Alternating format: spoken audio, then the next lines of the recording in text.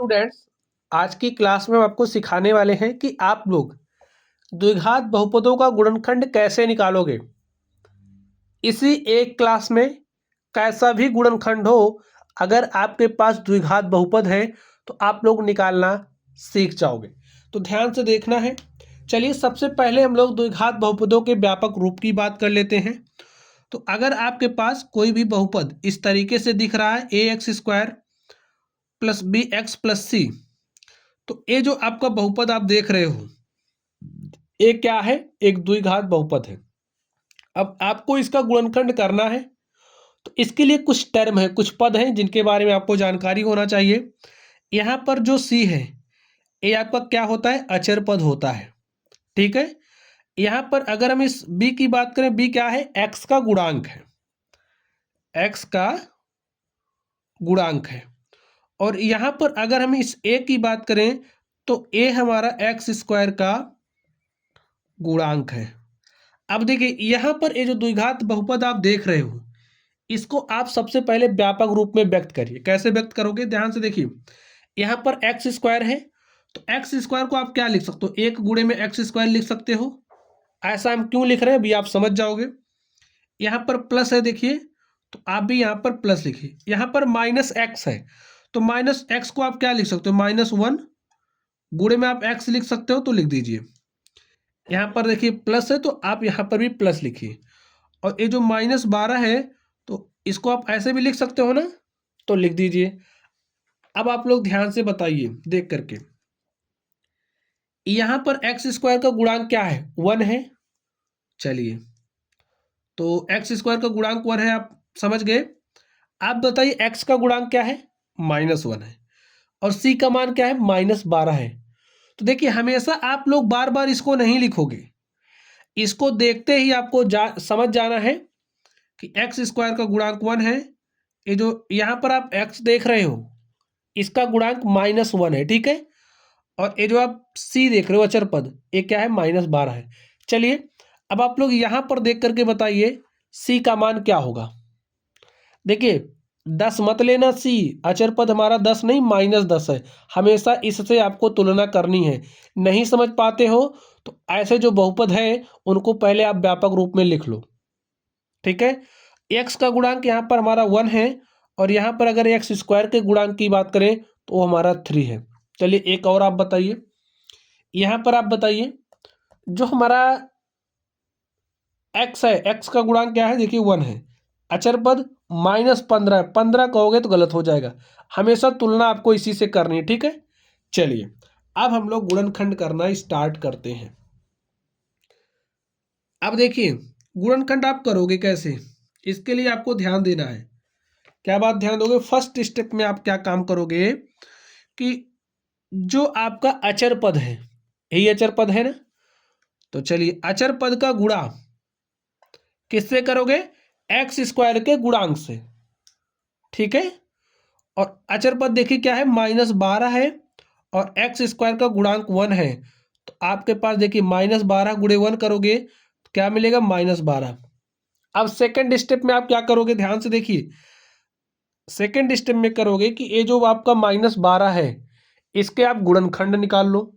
चलिए निकालते हैं। इसका आप गुणनखंड करो। ठीक है। इसको इसका गुणनखंड करिए, देखिए क्या मिलेगा आपको।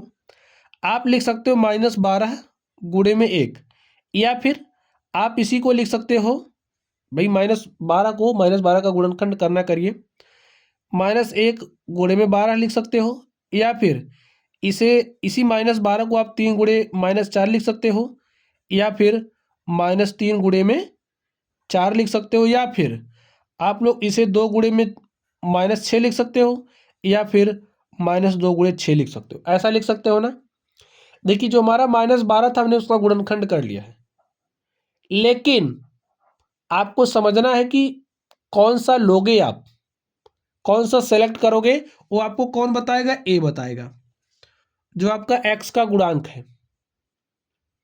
समझ गए? आपको उसी को सेलेक्ट करना है, इसमें से उसी को लेना है जो जोड़ने या फिर घटाने पर आपको -1 दे दे।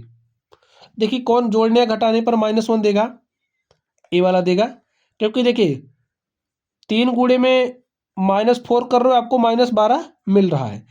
और अगर आपने 3x, यहाँ पर देखिए x है तो x रखिए 3x और प्लस -4, भाई -4 है ना तो -4x, 3x और प्लस माइनस का गुणा होता है माइनस, तो 3x - 4x आपको यहाँ पर -x दे रहा है। ये जो -x है उसका मान यहाँ पर क्या आ गया है 3x प्लस -4x, ठीक है।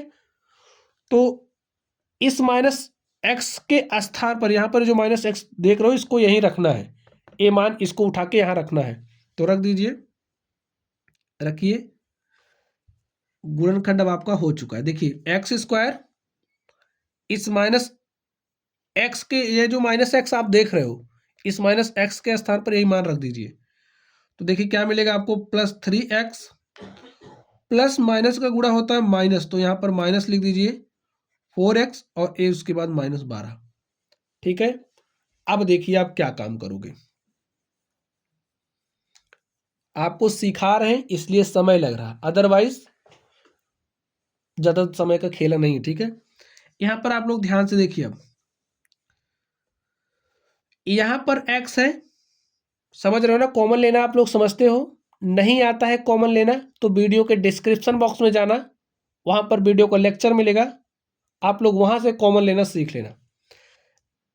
यहां पर देखिए x है, यहां पर भी x है, तो हमने x को कॉमन ले लिया है, तो बचा क्या भाई, अगर आपके पास x² है तो उसको आप x गुणे x लिख सकते हो। अगर आपके पास 3x है तो उसको आप 3 गुणे x लिख सकते हो ना। तो यहां से x निकल गया तो x बचा, यहां से x निकल गया तो प्लस में 3 बचा, ठीक है।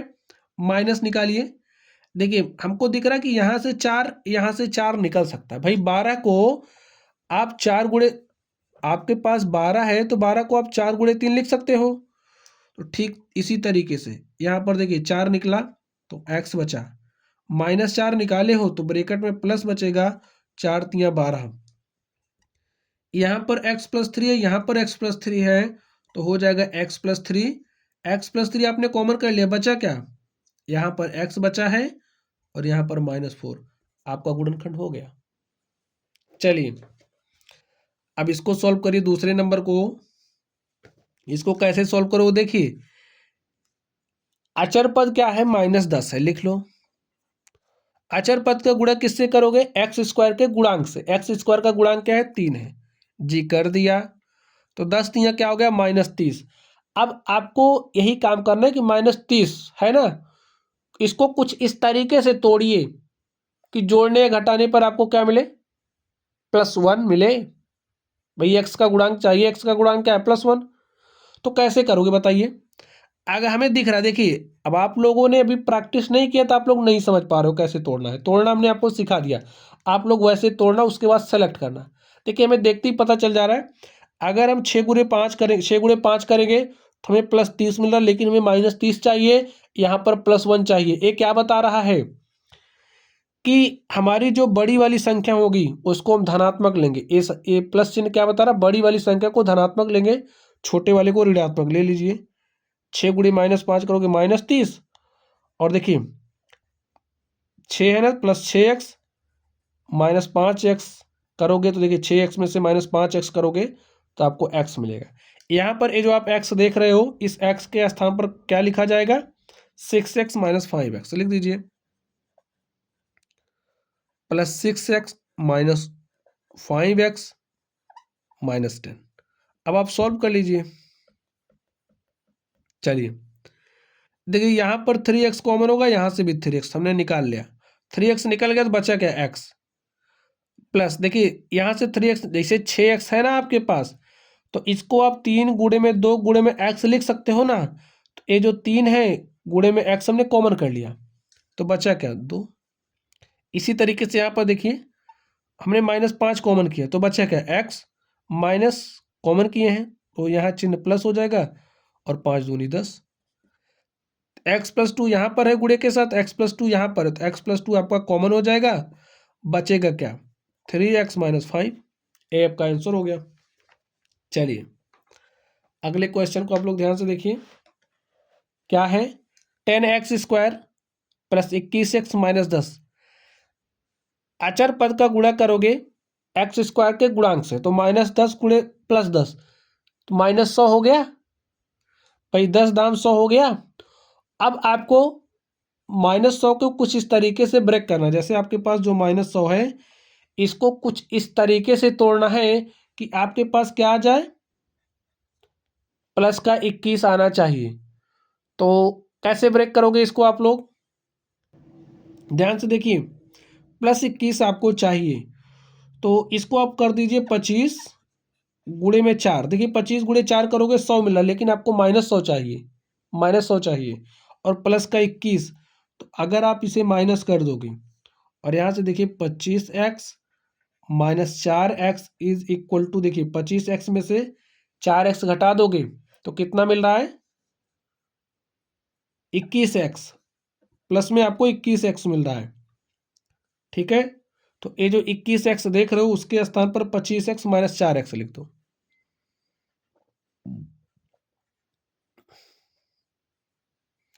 -4x -10 सॉल्व करिए। देखिए 5x यहाँ से कॉमन होगा, 5x यहाँ से तो कॉमन कर लिया, 5 दूनी होता है 10 और x निकल गया तो बचा क्या x। ठीक है, 5x निकल गया तो 5 बचे होता है 25। यहाँ से देखिए माइनस, यहाँ पर देखिए क्या निकलेगा, ये हमारा 10 है। ठीक है, तो यहाँ से आप 2 निकालिए तो 2 दूनी होता है 4 और ए माइनस निकल चुका है तो अंदर क्या मिलेगा आपको, प्लस, 2 पंचे 10। तो यहाँ पर 2x + 5 है, यहाँ पर भी 2x + 5 है, तो 2x + 5 आपका हो जाएगा कॉमन और इस ब्रैकेट में क्या बचेगा, 5x और यहाँ से देखिए -2 बचेगा। ये आपका आंसर हो गया। चलिए अब आप लोग इसको ध्यान से देखिए, 3x² + 8x - 16 का आपको गुणनखंड करना है। कैसे करोगे, अचर पद का गुणा करोगे किसके, x² के गुणा x² के गुणांक से। तो -16 गुणे -3 करना है, -16 गुणे 3 करना है तो कितना हो जाएगा, -48। -48 को कुछ इस तरीके से ब्रेक करो कि आपके पास +8 आना चाहिए। कैसे करोगे, +8 आपको लाना है। देखिए आप ऐसा कर सकते हो, 12 चौके 48, 48 आ जा रहा है ना आपके पास, +8 चाहिए, यानी कि ये जो आपका 4 है इसको आप -4 करिए, 12 चौके देखिए 12 गुणे -4 करोगे -48 मिल गया। 12x और -4x करोगे तो 12x में से 4x घटाओगे आपको 8x मिल रहा है। ठीक है, ये जो यहाँ पर 8x है इस 8x के स्थान पर यही लिख दो, लिखिए 3x² + 12x -4x -16। सॉल्व कर लीजिए। देखिए 3x यहाँ से कॉमन होगा, कॉमन किया, 3x निकल चुका है तो यहाँ पर बचा क्या, x, और 3 से 12 में भाग दीजिए। देखिए 3 चौके 12, भाई 3 से 12 काटोगे 4 आएगा तो लिख दिया, x निकल ही चुका है। जो इस ब्रैकेट में आता है वही यहाँ जो ब्रैकेट बनता है उसमें भी आना चाहिए। ठीक है, अब -4 आपने निकाला, ठीक, तो बचा क्या, यहाँ पर x बचा और इसमें -4 से आप भाग दोगे, जैसे -16 है ना, -4 से भाग दीजिए। देखिए माइनस से माइनस कट गया, 4 के 4, 4 चौके 16, तो यहाँ पर आपको क्या मिल रहा है, +4 मिल रहा है, +4 लिख दो। सोचना क्या है इसमें, देखिए x + 4 यहाँ पर है आपके पास और x + 4 यहाँ पर भी है, गुणे के साथ है ना, कॉमन कर सकते हो। तो x + 4 को हमने कॉमन किया, जब यहाँ से x + 4 निकला तो यहाँ बचा क्या, 3x, x + 4 यहाँ से निकला, बचा क्या, -4। यही आपका आंसर हो गया। चलिए आगे ध्यान से देखिए,